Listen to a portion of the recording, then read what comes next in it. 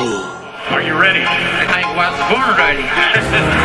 Obviously, you're a little, aggravated by the line of questioning regarding Canelo. I don't want to touch this, dirty, so bad, I don't want to touch his name. I'm working on feeling the art of humbleness. Can you be with me? That's the reason why I'm crying, because I'm not that person anymore. And I miss him. But sometimes I feel like a bitch. I don't want that person to come out, because when he comes out, hell is coming with him. And it's not funny at all. It must sound cool, like I'm a tough guy. It's just, I hate that I'm scared. It would be awesome to, being a great warrior, maybe with a Mexican. Let's go! Wait,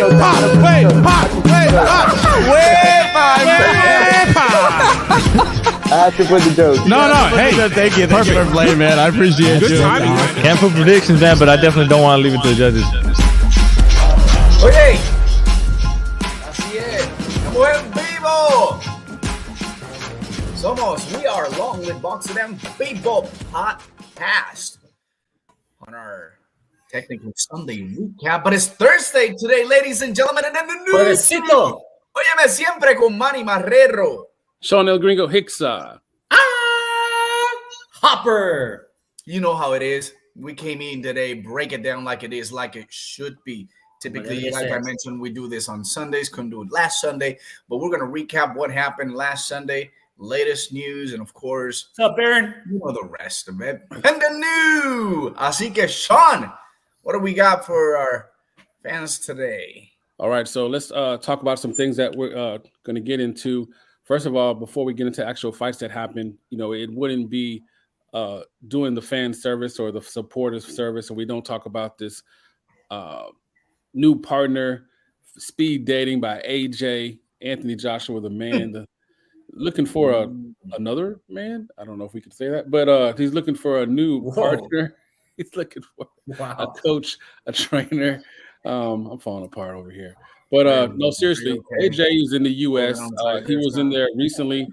He was in San Diego with Eddie Reynoso, and then he met with Virgil Hunter and had good meetings there. And then he has another opportunity where he was able to actually get into Houston, in the H-Town, where I'm currently at. Shout out to H-Town. And he met with Mr. Ronnie Shields, who's been in all types of, top fights. Had great, he even with Mike Tyson, so versus Lennox Lewis, Alicia Lara, now with the Charlo twins. One of the twins right now, but he got them into the game. Jamal. So what's your thoughts on that, guys?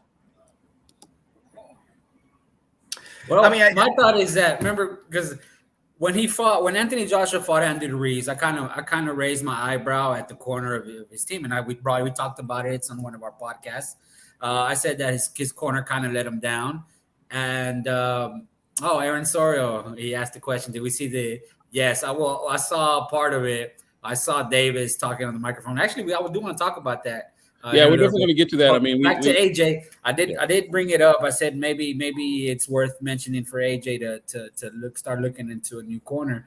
And then in his fight with Usyk, it was confirmed he definitely needs a new corner, and he knows it now. He's like, as what Gringo says, speed dating. He went to Eddie Reynoso's gym. He went to Houston with the Charlos in their gym, Ronnie Shields. He went to Robert Garcia's gym. So he's swiped right for a new trainer. So I like it, man. I'm all for it. The people that he went to go visit are high-level elite trainers with great stables. Imagine if he goes to Eddie Reynoso's stable, the sparring he'd get with Frank Sanchez and Andy Ruiz. That's high caliber right there. There'd be no ring rust. Not from we saw from Mikey's best fight, but anyways, I'm all for it. Hopefully, Anthony Joshua, just for being selfish, he can land in Houston. We can go maybe catch a glimpse of him. That'd be ideal. Gringo, you're there in H-Town, so that'd be great. That'd be great for us. That's what I think about it. All right, cool. So obviously you're not opposed to it, and I appreciate your input, as we all do. Manny, what's your thoughts on it? Do you feel like this is a way to improve, improve his skill set, to get him stronger, prepared? You don't look at it as a slight to Rob McCracken at all, who was with getting him in the Olympics in 2012. How do you see it? Well, I mean, this is being smart, okay? And we all talked about how smart Anthony Joshua is, but we also talked about desperation mode. Right now, he is in desperation mode. He doesn't have a security blanket right now. I mean, he's got one more shot to elevate his career back, and sit back in the throne. Or his career won't be done if he loses against Usyk again, because there's a lot of other interest fights that will keep him floating in the air. But I think it's brilliant, and I think the way it's doing it, he's actually scouting and trying to hire the best individual that can help him, and he's going for the best of the best. And this is what I talk about too, guys. That it comes to a point as a boxer that I get it, the commitment and the loyalty you want to have with those they start with in your career, but sometimes that gets you into a certain level. If you want to get to that elite level, but you want to have that consistency, you got to go out. And this is some of the things that I criticized back in the past. Even I also talked about it in the past against Trinidad and his father. There is no way he would part ways with him, but Trinidad needed a point that he needed something different, something special. But yeah, he stuck to it, and that's okay. And I think Anthony Joshua right now understands that he can be better, not only outside the ring, but inside the ring. Either of the trainers they went to visit. I mean, Reynoso, Hopper, you mentioned it perfect. I mean, there's nothing else to that into that. It's just to add another amazing elite talent to that stable. Robert Garcia, I got pretty excited when I saw a picture of him, and I'm like, man, this guy's going out and about, and he's doing it public. I love it because you want to get the public involved, and these are some kind of things that some of the things that I like about him. He's not a BS boxer that is actually bullying out there and throwing some things to confuse the fans he's actually letting people know I am scouting for the best of the best. And what a better way also to end it, going down there to Shawnee, down there, making sure that you're with the best of the best. He trained former champions, Tyson, right? Vander Holyfield, Juan Diaz, Kermit Cintron. I mean, Ronnie Shields is a guy that can help you and get you into that level. And I tell you what, I mean, this is what we want to be able to see. He's got one more opportunity. Usyk, that's the goal. And in order to do that, you got to go after the best. Pretty excited about that. Thank you for giving us that part of it, because we hate sometimes the behind the scenes and all the secret, like we don't know. And for a fact, we know he's scouting for a new trainer. All right, so some good input. We actually got some comments here, so let's go ahead and get to that right here from our boy Aaron from the Standing 8 podcast. Ronnie Shields can definitely add something to AJ's arsenal in the Usyk rematch. Usyk will still pose problems, though. Should be a great rematch. I definitely agree. Look forward to that. I'm actually a person that likes rematches. I'm a weirdo like that. Then we got Coach Marco. Ronnie is not helping AJ. Charlo has not changed one bit. So appreciate that comment. I think Jermell has. I think Jermell has. I think Jermall is. I think Jermall is just. I hate to say it, I think he's just the more limited of the two twins. I think Ronnie is doing exceptional work with what he has with Jermall. I think Jermell has definitely improved a lot, significantly. I've seen 5-by-5 basis. He had a tough fight with Centeno. I think Centeno won that fight, but it wasn't for lack of skills or lack of the corner, if you get what I'm saying. Yeah, no, definitely. That's a good statement. I think I put it that way. There is improvement. I think on my end is that it's just the actual Jamal itself that he is, as you said, limited. Yeah, they're just a little bit over their heads at times. And you're the owner of your business, and that's how they portrayed it. And then if you think about my perspective, this is how I look at it. The Charlo twins down below, it's Ronnie Shields on the other side. I mean, they're over here. It's a business, and that's how they're gonna treat it. And sometimes, you don't get to open up and improve the way that people want to see it. So, yeah, Gringo, what do you think? Because one of them actually bounced and went to go train with James, right? With Spence. Right. Yeah, but for a while they were with Ronnie. Yeah, they broke off they branched. You know, I know Ronnie Shields talked about a it. year and a half ago, maybe. They still have a really good relationship still. But yeah, I didn't see them gaining into that. I mean, they needed a change. If they needed a change, it was for something. And I think it's because, you know, like I was saying, man, they own their business. They think that they could deserve the best. And then, you know, they took away everything they could have taken from Ronnie Shields. And now they moved on. But I never saw that partnership breaking up in terms of like, you know, it was bad business for Ronnie and his gym, to be honest. I think, you know, right now he's being looked at because he is who he is. Absolutely. Good deal. Yeah. So shout out to Boxing Republic. She's always on with the HCP. They always do shows. Actually doing a show right now. So thanks for Thank you for stopping by. We appreciate that. Much love for her. She does great stuff. I know Women Crushing It every Wednesday with last night was amazing. Great time with Christine. Knockout. And our girl Esmerelda. Esmerelda, fotógrafo de la gente. Great stuff on them. But there was a big fight Saturday. Well, big name, I could say. All right, so let's go ahead and get to that. So yeah, we're here to talk about boxing, not who's dating who. So let's get to it. So Mikey Garcia, right, versus our man Sandor, who I never heard of till this point. Sandor Martin from Spain. So shout out to him. He came. España, Barcelona. I'm not just there to get a check. I'm there to make my name. Oh, thank you very much. Appreciate that. That's much love to you. Appreciate the kind words. So what's your thoughts on the fight? First to you, Hopper. Surprised about the decision. Did you see the fight live or you saw the replay? I know you'd like to go back and score the fights. Yes, I didn't get a chance to watch it live. I was at a concert. I was at a Mexican band. They had like a suite, right? We had a concert to go to, but I did check the social media and I said, "What? Mikey lost? Oh my goodness!" So I had to go, of course, obviously go watch it and rewatch it again and so forth. And my thoughts on it is that Mikey had a hell of an entrance, fireworks. He was being pulled by a tractor. Give him props. He had Jose Ramirez on there. He provided more fireworks before the fight than his actual fight. So, Mikey, man, this was a complete letdown because, everybody talks about ring rust, and I believe it. It's a factor for certain boxers, not for high level boxers with elite trainers like Robert Garcia. Ring rust is more for like the beginning pros, like guys that are 3-0, 4-0, 5-0 that get long layoffs. Yeah, it can affect them greatly, but not when you're at that level that Mikey is, especially considering the stable that Robert Garcia has. He has Virgil Ortiz on there, Jose Ramirez, a bunch of other killers in there that can definitely keep Mikey Garcia honest and keep him trained, keep him ready to go. It just looked like he was a step slow. He looked his footwork was a little slow. His punches were a little slower. Everything was just he looked off. He looked like Manny's flag. He just looked like that. Like he wasn't ready.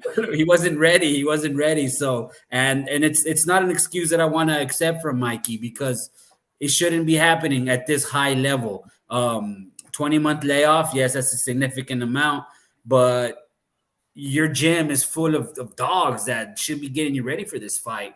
Sean Porter had a long layoff before he fought Sebastian Formella. And he said that he was pretty much training every day like it was a championship fight. And that's the kind of dedication that the boxers have. And quite frankly, with Mikey, he's pretty much admitted it. He likes fighting, but he doesn't love training. He doesn't necessarily love boxing. And I think that's what kind of I don't think the hunger is there for him anymore, man. I hate to question a man's character like that in terms of being hungry or do you want it? But if he self-admittedly has said that he doesn't love boxing, then all we can do is just go with what he says. And it's a case of cherry picking goes wrong. Absolutely. No, that's great stuff. So speaking of love, I want to get to these comments real quick. I'm loving these comments. Thank you very much. Coach Marco Vasquez, he's a trainer and father of Marco Eduardo Vasquez, who'll be fighting November 19th per the Boxing Rec. So if we're wrong, Coach, please let us know. He loved it. Sandor Martin got his opportunity, took advantage of it. That's what it's all about. Hey, I'm all about that, and I definitely agree with that. Boxing Republic is laughing. She's probably laughing at Manny. We all do. Right. Boxing Republic says, Mikey, using your resources that can be allocated to your the younger up and coming in the stable, he's not serious anymore. That's the sentiment that you mentioned. Exactly what I just said. Yeah. Disappointing, but the truth is definitely the truth. We'll get to this comment, and we love to hear from our brother Manny. Despite the break, Garcia was coming off a great performance against Jesse Vargas. Surprising loss. And that was in 20 months ago. Yeah, that was in Frisco. That was before the pandemic hit. February 2020. That was a Chocolatito fight too. That's right. That was Chocolatito. Yeah. And that's the thing, guys. Kaya fight, right? That's what we fought. Yeah. That was awesome. Yeah. So speaking of which. Oh, yeah. Don't worry. We're not grammar police over here at Boxing Republic. We got you, girl. We got you. No, I didn't understand. Thank you for clarifying because I am a grammar Nazi. We're not going to judge. Now, the people in the comments, they may judge, but we're not. We're not judging. Judge. Yeah, Manny judges everybody. All right, so Manny, what's your thoughts? You happy? Because we know you're a big Mikey Garcia supporter, though, right? I am. You call yourself a Mikey Garcia fan? I'm a big supporter. I never understood why Mikey Garcia retired for a few years. He was gone, disappeared, decided to come back, try to show us what he was capable of. That devastating loss against Spence. I mean, we were there, Sean, and we thought it was going to be a much better performance. It just didn't happen. I hate to put words in his mouth, but I think we're right. He doesn't have the passion for the sport, not only when he was in his prime at this particular time. And, he didn't look in shape at all. With that amazing fight against Jesse Vargas, I was hoping he would be like in Optimus shape, and he was slower than always. He couldn't, he couldn't really land any punches. By the way, congratulations, Sandor. Wow, this is his third fight, out of Spain. First time he's fighting in the USA. Previously, he fought in Italy and then Sweden. That's where actually he got, his second feat of his career. But you know what? He came out here. He came in his backyard, and he did what he had to do. He was the better man, and I can't come out here and say, whoa, if Mikey Garcia would have been in optimal shape, he would have beat him, because that didn't happen. And I just have to give props completely to, Sandor, as he was able to dominate entire the fight. And I hate to see the fact that judges were seeing Mikey, one judge was seeing it in Mikey Garcia, I think it was White. And it was. Was he going to draw? One just had a 95-95. Yeah, it was right. So basically, he almost saw Mikey winning that fight, and I was like, "Wow, they're going to take this away from him." But you know what? There's no passion, and I know. And I was trying to find a report I was reading. Yeah, I was reading article yesterday, and he was talking about something. He said, I can't find it, but he said one loss doesn't define me. Another loss. That's with he did that interview, and I watched that interview. He did it with Eli Sekbak. Right, and that further strengthens my point where he doesn't really have the passion for it, because after a loss, we take a look at other boxers that lost. Wilder was pissed. Wilder was pissed. He made all the excuses, but he was pissed because he's emotional. He's invested in it. AJ, he was pissed. Went back to training. Triple G in his rematch with Canelo, he was pissed. He left the ring. These guys are passionate. These guys are into it. Mikey was all smiles. Fuck it, whatever. It's not the end of the world. He reminded me of Tony Romo one time when he lost against the Eagles. Or if that's the worst thing that happens to me, I'm okay. Just shit like that. Shouldn't really be saying it. Maybe think of it. But that just lets everybody know your heart's not in it. And all we can do is Mike is my boy. Hey, look at the flag behind me, man. I'm always gonna rep for the Paisas, but I'm gonna call it like I see it, Mikey. I mean, you're absolutely right. You're absolutely right, because right now he's thinking of bigger things, and I just don't think he can't beat anyone. He couldn't beat Sandor. I don't think he can beat Josh Taylor, if that's what he's looking for, going back to the 140s and try to capture the world title. Josh Taylor is in no way. So I don't know. Is he done? I don't think he's done completely. I just need for him, if he comes back, let's see a different Mikey Garcia. And you know what, man, he's trained by the hottest, busiest, trainer and coach and brother. I mean, and you said it, Hopper. He's got a lot of people surrounded that he can go a few rounds with Virgil. That'll keep your ass in tip-top shape. If not him, go ahead and throw a few rounds with Jose Ramirez. There you That'll go. keep you in tip-top shape. These Exactly. guys are in or around your He's weight not cut. utilizing his resources to get to the elite level again. And he's not doing it right now. He's not getting any younger. All right, so no good points here. I just want to throw some numbers out there about the fight, and then we'll get to the fight on the undercard that I know that had Manny's attention. So just real quick. So Garcia landed 19% of his total shots, his second lowest total since, he fought against Errol Spence, which was 18%. Martin landed 31 punches in round 10, second most by Garcia opponent not named Errol Spence. So, I mean, he was landing some shots. And, again, as far as the scorecard, it ended up being 95-95 on one scorecard of a judge, and then the two others had a 97-93. Another thing that was mentioned too, I want to point out as well is that Mikey Garcia was complaining about having more rounds within the fight, but the most punches that he actually landed was within the fifth round, which was 11. And as I just stated, Sandor Martin, he landed 31 in the final round. Like he was going for it. He landed 67% of his shots. So I don't know if he was showing any rust at all. Nope. All right, Coach. Much love. Thank you so much for checking in, brother. Keep doing your thing. Hey, keep Marco and Jake in check. Right. That's what I'm saying. Absolutely. Got that support. So let's go ahead and get to it. So Manny, there was a card undercard that you were really excited about, and let's talk a little bit about that fight, that little matchup. It was for a title, correct? Yeah, that's right. This was a very good fight. Was it? What? I know my brother there is trying to jump, but no, just here. So the fight we're referring to, guys, is going to be Soto versus Gonzalez. Óyeme, Wait a minute.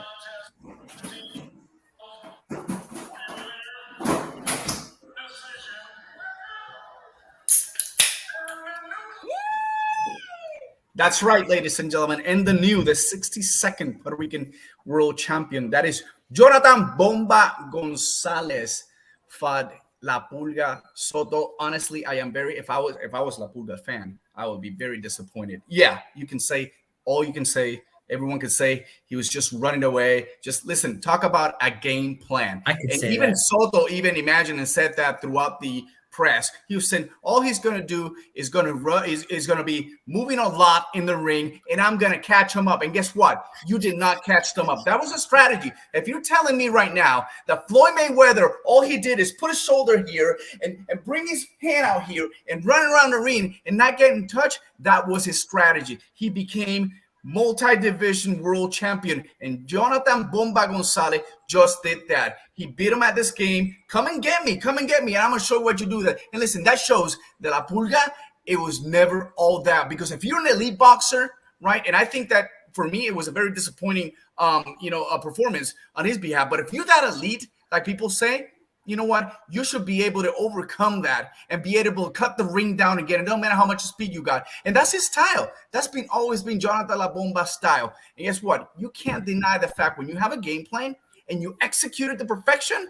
this is what happened. The world was shocked about this, Hopper, and I know you were. And I know you would probably say, well, he ran the France tour and he was running around. Well, that's okay. He beat him up with his game plan. He stuck to it, and he's the new WBO 108-pound champion from Caguas, Puerto Rico, en vivo.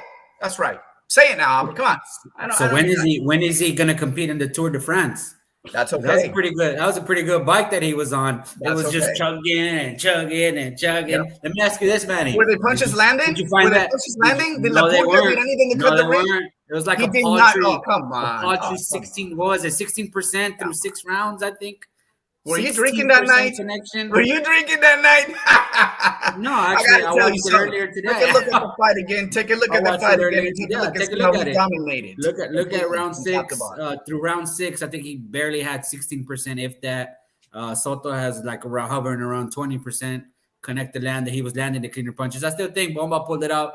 The last 2 rounds, the 115, 113. Last 2 rounds. Are you kidding me? Did you find that style entertaining?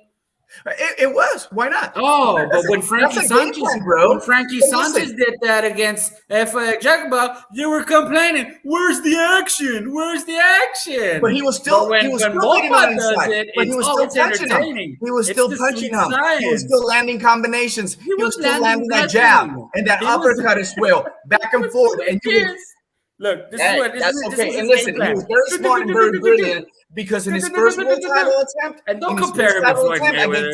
Please don't ever put him in. And he wanted to brawl against Tanaka, and guess what happened? He got knocked out in the second round. So no, this is a game plan. By the way, amazing sniper boxing gym in Sidra. I mean, this guy was a participant in that gym throughout the training camp. Luis Espada has adopted a new world champion added into that stable, and they got a lot of kids in there. Así que nada de tu blah, blah, blah, blah, blah, blah. 62nd champion. It doesn't matter. Puerto Rico beat Mexico this weekend. EnVivo. Bomba did finally, right, for a change. What Bomba did does not compare to anything that Floyd has ever done.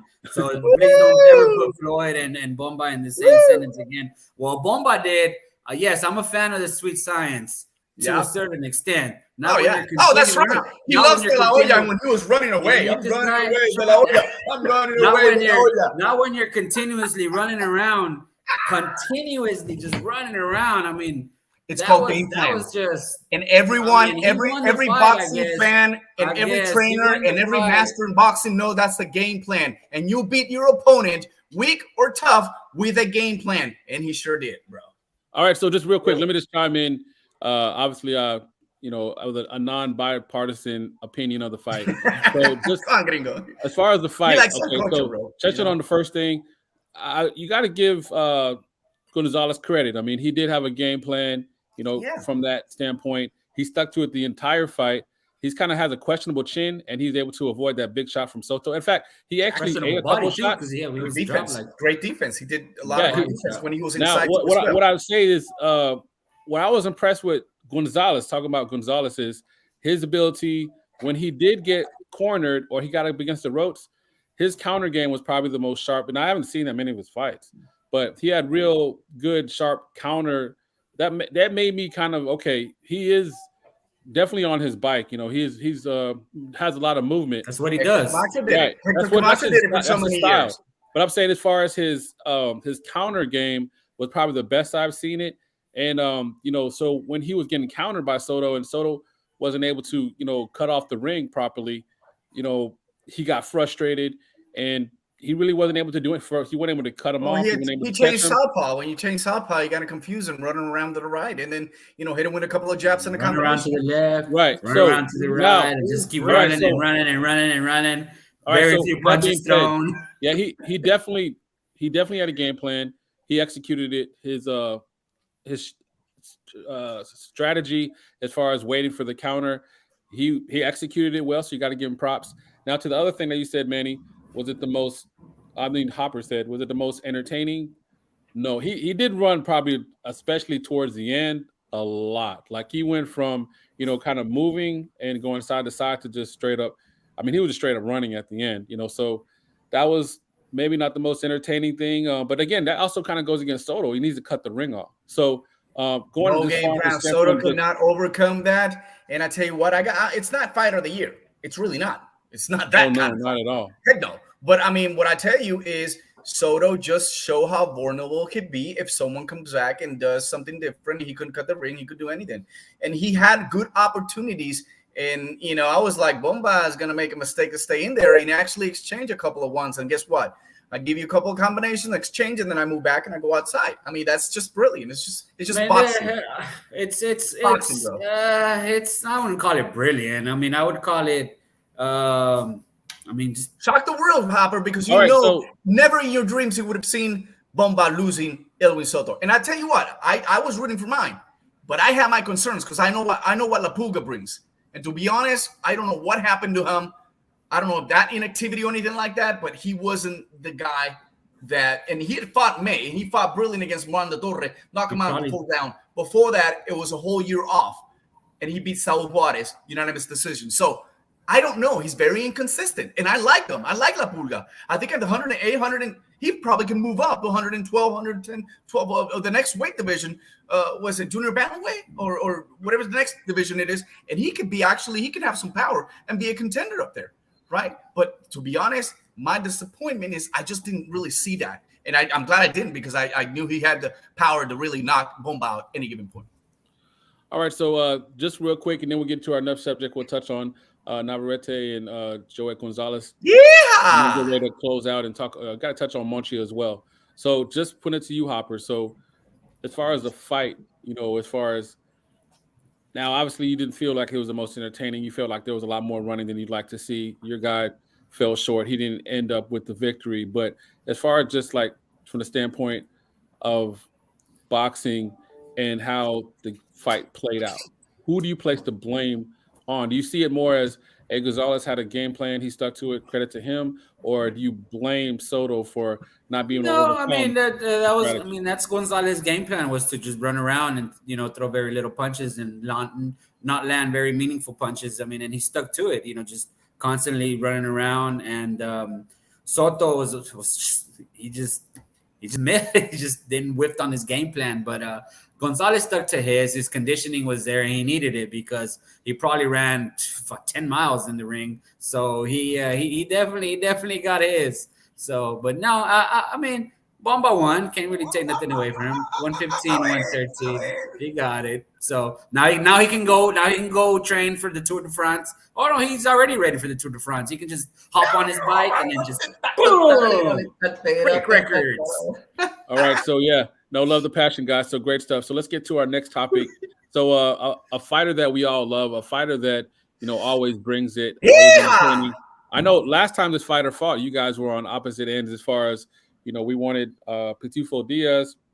Manny, you were there, and that was an amazing card.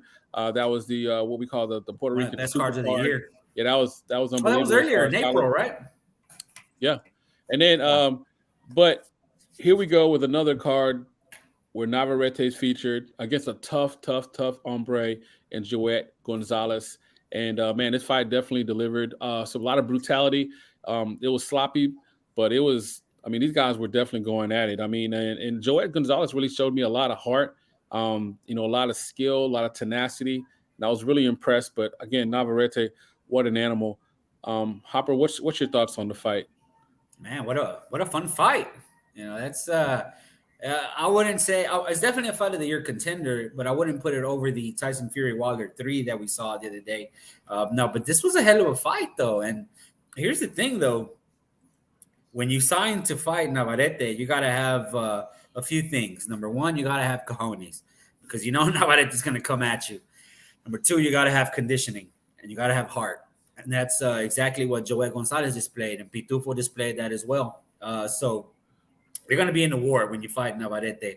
And the fight delivered. I mean, it was a great fight. Now, but I do want to call out, before I even say anything about the fighters, I want to call out the ref.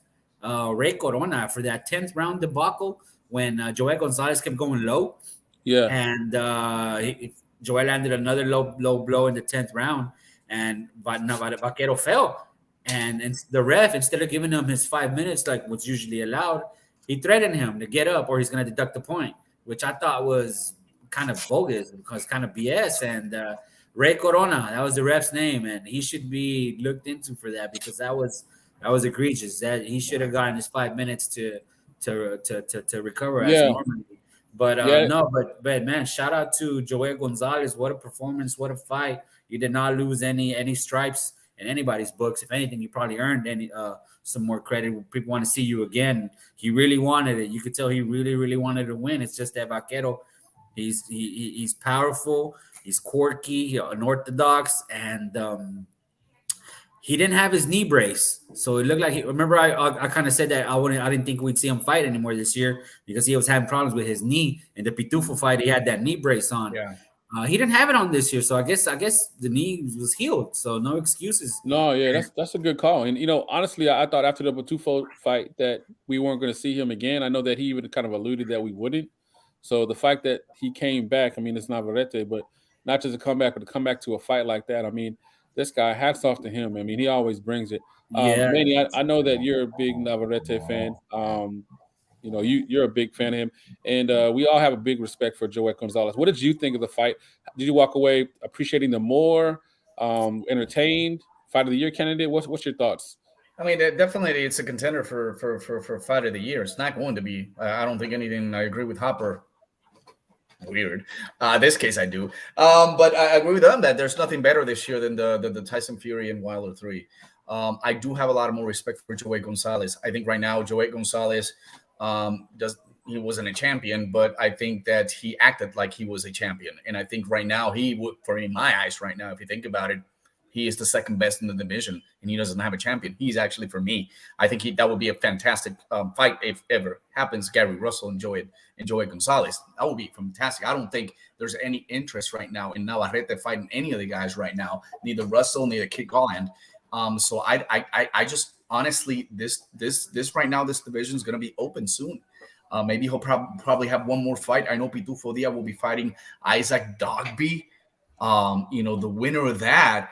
Can you imagine probably a Joey Gonzalez for the title if Navarrete make it? I mean, I'm just speculating things that could happen. The reason is because Navarrete is on a different level, and he gives us excitement. And yeah, I agree with you.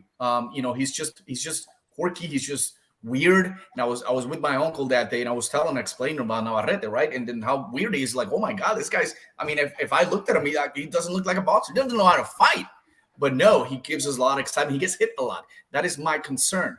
I think he's got to get more into a defensive mode at time, because he's getting hurt. Last 3 fights, man. I mean, the last 3 fights. If you think about it, they've been brutal, And so you can't part with the fact that, hey, you're the best in the division. What's next for you? And I think is up for huge things. The 130s, here we come. I mean, that's the shit up there. So I think he's ready for that and more.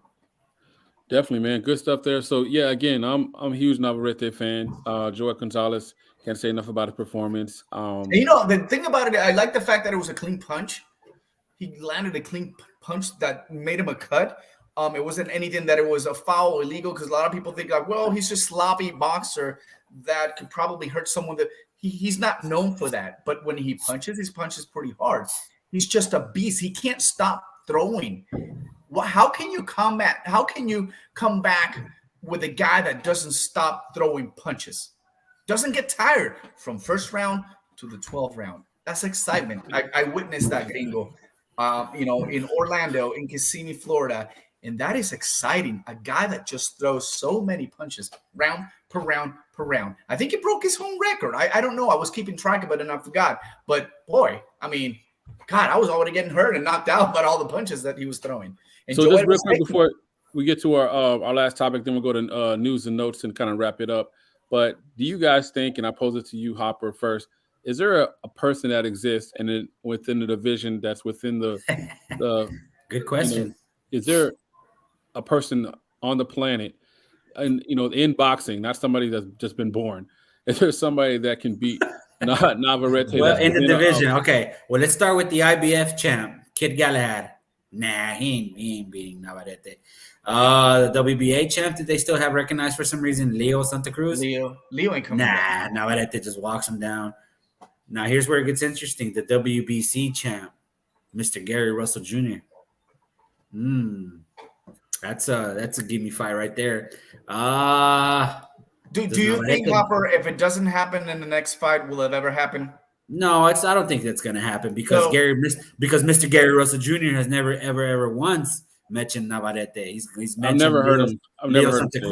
Never. He doesn't even acknowledge talked about Leo. He's hugged Leo's dad. He's come after his dad. He's always mentioning Leo, but not one word about Navarrete. And don't give me the other side of the street BS, because Top Rank has done business with PBC frequently. They just did. The fight can get made.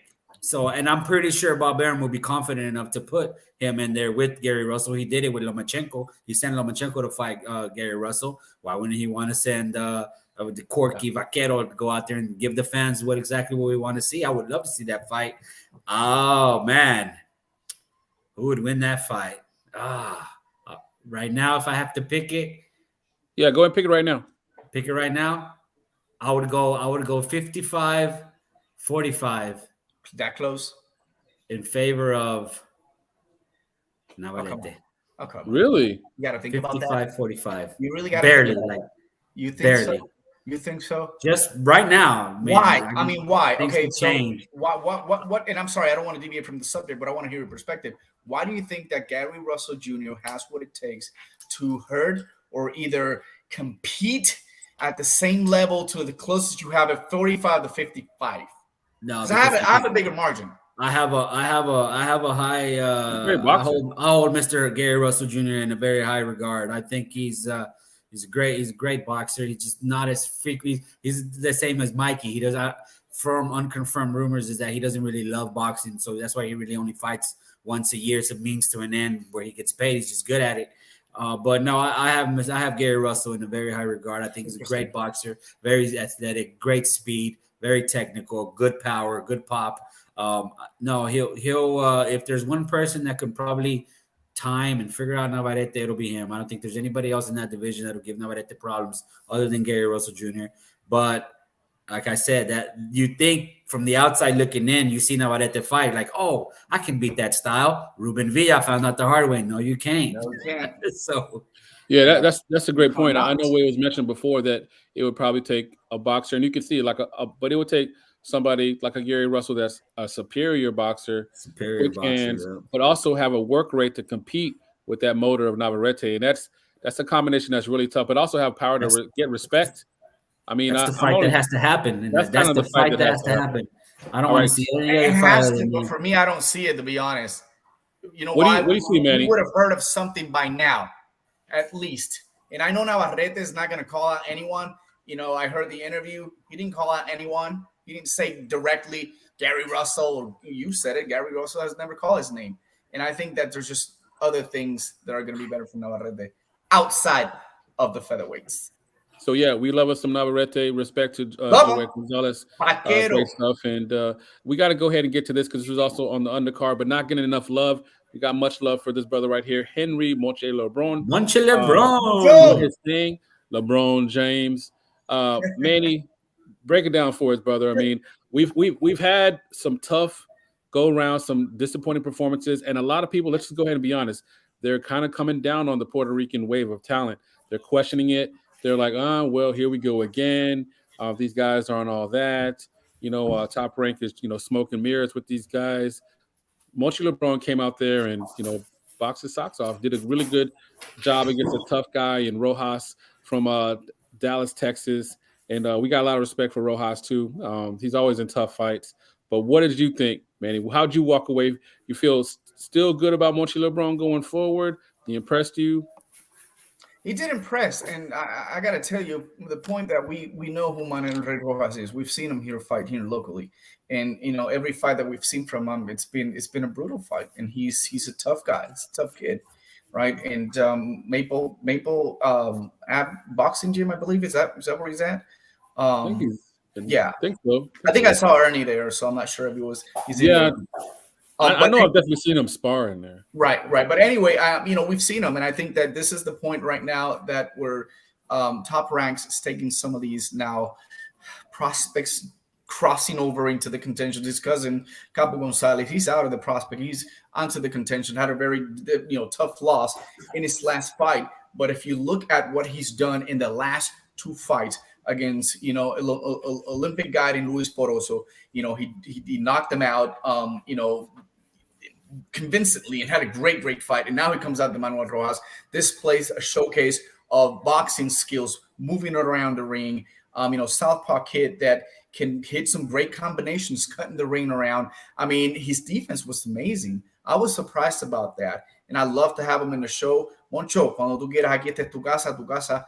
Queremos conocerte, saber un poquito de ti. I like to see what he's doing different because it really did show. Is he level for a championship? Not yet, but I think that they're gonna keep moving him up. And every time he's gonna step in the ring, he's gonna really impress a lot of people. So yeah, glad to hear that you're still on board, still excited about MONCHY LeBron doing this thing. And yeah, shout out to him, man. Shout out to his camp, DV Tracksuit, Kano, all those guys, man. We got much love. And of course, Kapu, Hopper's favorite boxer in mine as well. You're going to come back stronger than ever, brother. We all know that. So, one loss comment we didn't get to earlier. Before we get to news and notes, I want to comment on this one. So Coach Marco Vasquez, Wedo Vasquez's dad, he had a good step away. Referring to Ronnie. Ronnie is not helping AJ. It's only called help if you can win. Not making it a better fight. Wedo has sparred both Charlo brothers. Jamal still does the same moves, the same game plan. Lara never changed or added anything. All right, that's a lot of information there. But First of all, I that's say it awesome. also is up to a boxer to make the changes, and you can't change someone's style of boxing completely. You can tweak certain things, is what we've seen in Charlo, especially Jamal, which he moves a lot around the ring better than just standing in there. There's slight things, and I can't recall most of the other ones. When I'm looking at the fights, I actually tend to see a difference when he was to what he currently is right now. So there is something. Did it work out?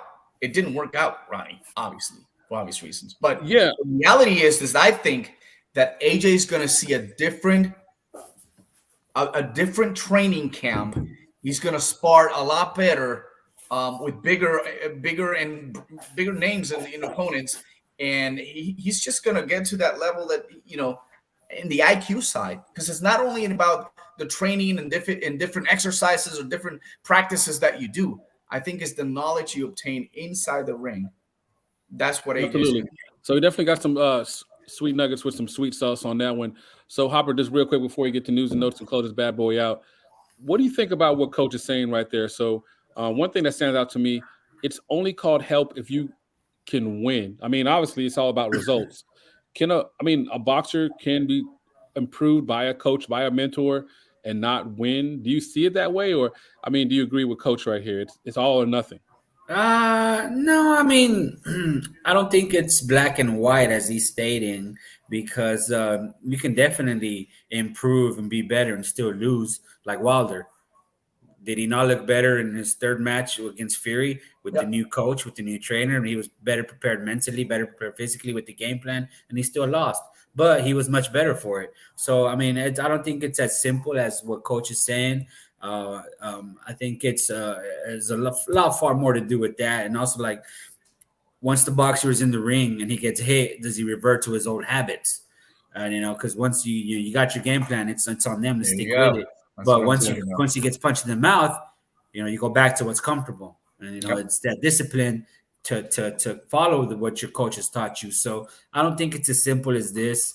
And I think Jamal, like we said, he is the more limited. But Lara developed a lot of more other. Lara was just a pure boxer. Lara was just a great boxer. I don't think he really needed much help in terms of improving his technique. It was more so forming the game plan, because Lara was a superior boxer. No, absolutely, man, absolutely. And also keep in mind, mentally, that's where Joshua is going to get the most out of it. All right, he's very confident, but he's just mentally sometimes he's not there. All right, so to close things out, obviously they have it's a big fight week. Predictions. Yeah, we gotta do predictions first. So before we let you go, Manny, I know you want to get out of here. We all do. But we got to hear from our brother. So it's 19 hours today. Yeah. I know Hopper looked like he's actually asleep right now, but he's still talking. That's what you call skills. Oh shit! Talk boxing in my sleep. Yeah. Well, talk about making fights, guys. Talk about making fights, and these are the fights that we want to continue to see in all divisions. Similar to this, Shakur Stevenson, Jamal Herring. I actually, at the beginning when the fight was announced, I think I said and I stated that Shakur will put to sleep Jamal Herring. I'm seeing Jamal Herring. I'm seeing him poised. I'm seeing like I've never seen him before. I'm still gonna pick Shakur Stevenson, but I'm actually going to pick as a split decision. I'm not gonna give it a knockout because I think he's in tremendous shape and he's going to show us a lot. The Okenda fight, that flaw that we saw there, that's probably in the past. I think Jamar is getting stronger and stronger, and this is the time to say, hey, I beat one of the best. And I don't give a lot of props to Herring though, so I'm giving him because I talked about it before. I've always been like, prove me. No, I'm done with that. No, I think that's some great points. I know I felt the last fight he had was probably the best I've seen him in a while. Really impressed me. Yeah. And I felt like since he's gone to Bomac, I've definitely seen a change. And for the age he is, and that's not a knock. he's a Marine, but for the age 2 tours in Iraq. Yeah, he's a warrior without question. Yep. with immense, heart and bravery, all the, accolades you could bestow on somebody. But he showed a lot of nuances in there, and I think that he could possibly take Shakur into some deep waters, and really, really test him. This is without question. I'm still gonna give Shakur though. I still He's a superior talent. Shakur unanimous decision. Split for me. So unanimous decision, no doubt. All right. So yeah, I'm gonna go ahead and say, even though what do you got, Gringo? What do you got, Gringo? Come on. I got Shakur by unanimous decision. Who? Herring? No, Shakur. Okay. All right. Nice try. So, but yeah, obviously, good stuff, guys. For those that don't know, now you know. We're just putting that stuff out there. We're gonna get ready to shut things down. But first, got to send a reminder out there. We got 2 awesome interviews that my brothers did. Episodio 100. 101. Go ahead and check those out. Those are in Spanish. Please, they're awesome. These guys gave us a lot. They gave us a lot. I know it's in Spanish, guys, but you know what? I mean, it's still, we had a lot of fun. I think it's been one of the, the funnest interview that we've ever done. So yeah, I mean, they were both great. I mean, I'm gonna go ahead and say it. I mean, because they'll never hear me say this, but I'm gonna go ahead and say that the Luis Castillo, got much love from Boxing Republic, man. We love her. But yeah, my favorite interview. Thank you, Nancy. My favorite interview is obviously Riddick, Riddick Bowe, Big Daddy Bowe. Oh yeah. Both of the Xanders. Luis Castillo, right? So Luis Castillo brings it. Man, I had no idea. Like, this man makes me want to learn Spanish. Okay, like that interview was off the chain. Like, at first I was thinking, like, am I hearing him correctly? I mean, it was fire, man. He doesn't like boxing. We know it. I think I even heard Boxing Republic say this, and that's Nancy. Much love and respect to her.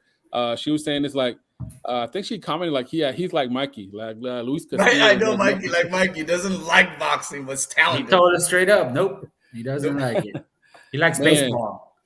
All right, so any last words? Opera, I know you're about to pass out over there. So any last words on this, brother? I know you got another long day, man. You excited about this weekend? I mean, Xander fights. What do you Xander is the co-main event, man. How did we not bring that up? That's what I'm excited for. My favorite Puerto Rican fighter. Don't get it twisted. Much love to you, Xander. Can't wait. One of my favorite boxers, Xander Zayas.